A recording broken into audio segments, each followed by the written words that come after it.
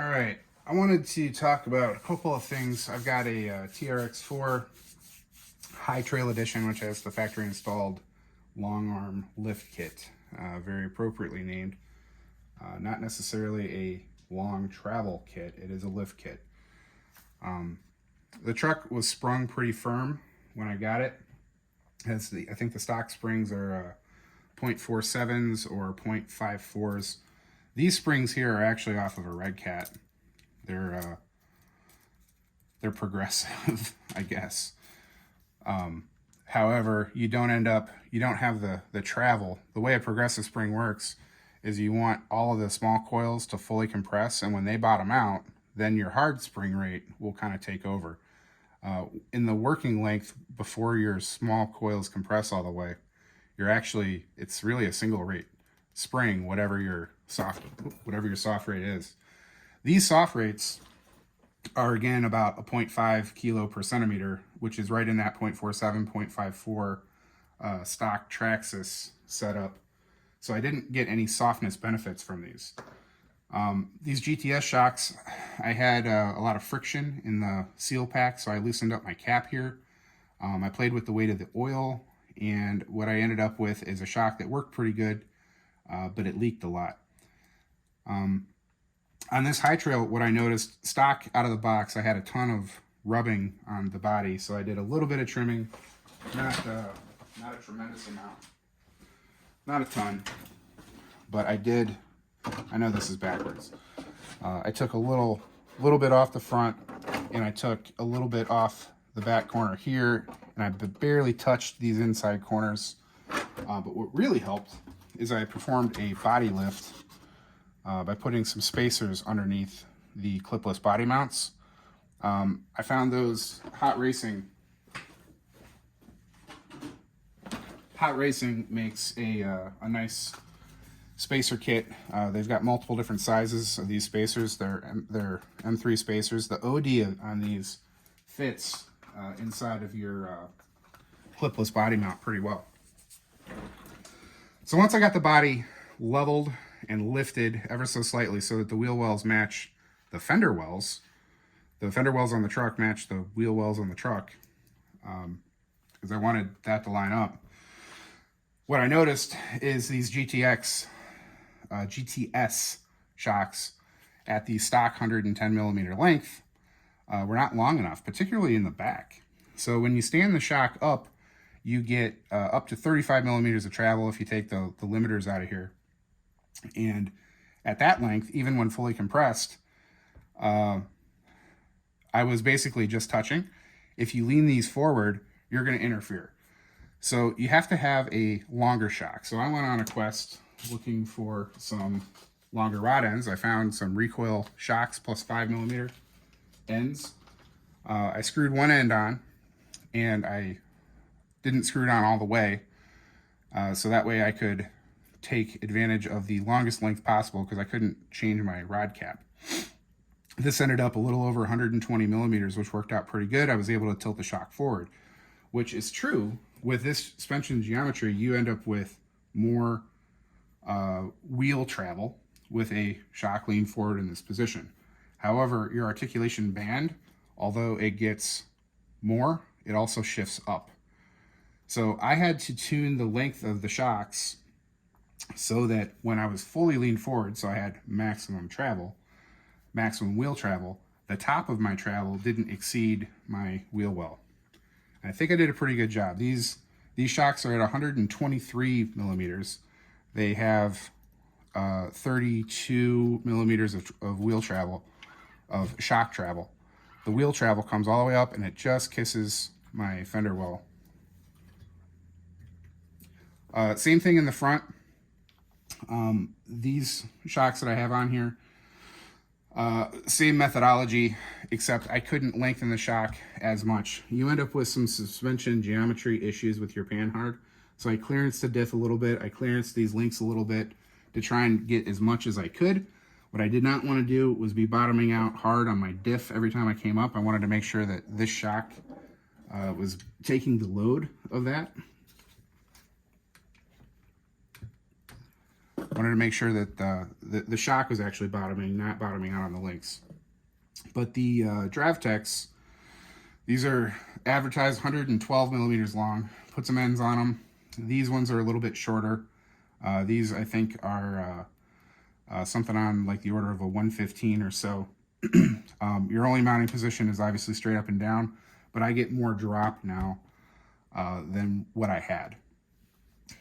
So this is coming up all the way. So I made them longer because I didn't have the up travel that I needed because of the suspension geometry. So it's the up travel that you have. And I did end up with bumper issues when you turn. So I ended up trimming the bumper ever so slightly right here. And with these big tires and the spacers that I have, when you're fully turned and fully articulated, you don't get a whole lot of rubbing. I had to put, I didn't have to. I put the Dravtech hard springs on. I was experimenting with some of the Traxxas softer springs. I tried the 0.22s, I tried the 0.29s, 0.39s, and that all worked great.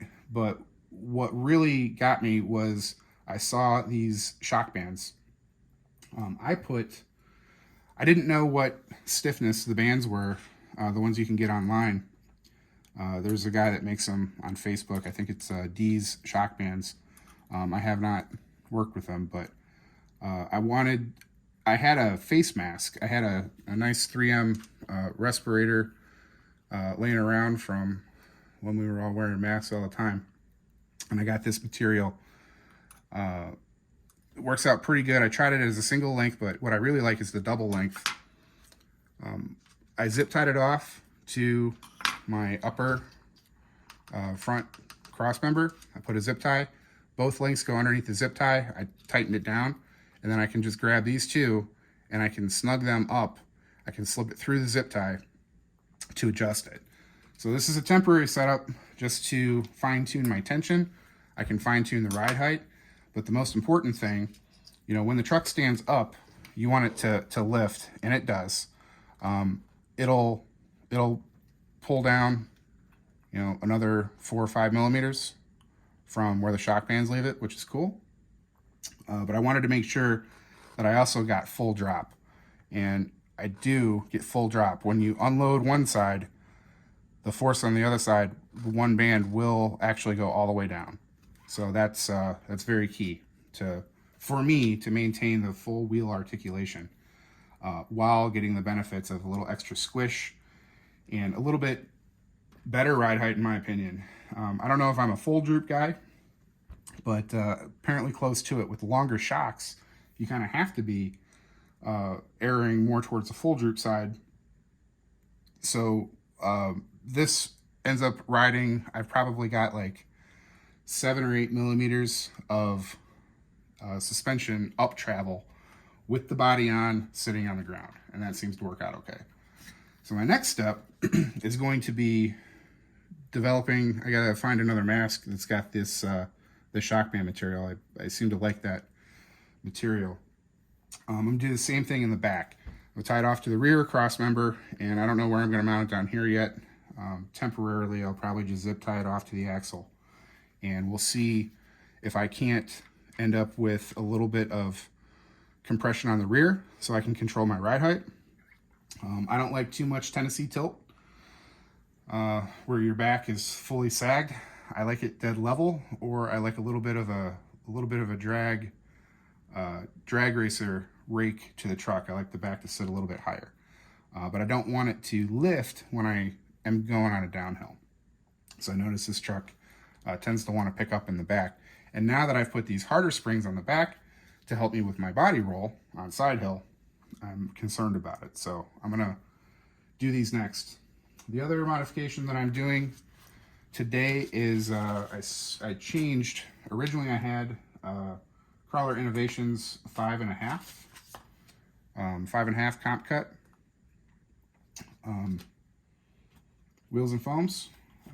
They give you a tuning ring, an outer, and then they give you a inner. So I switched down to the 5 1/4. I've already taken the tuning rings out. That helped a lot. That's what these are. These are 5.5 with no tuning ring. You end up with some level of squish.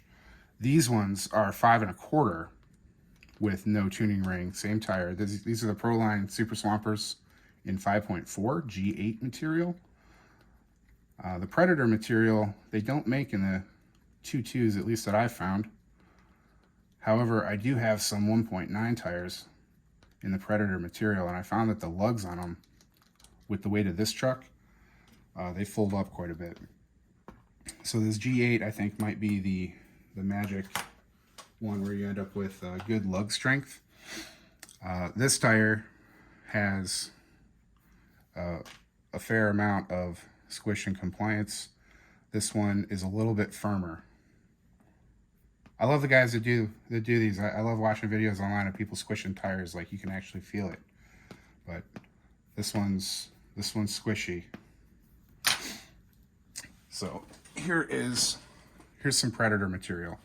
So this material is, these lugs are really compliant.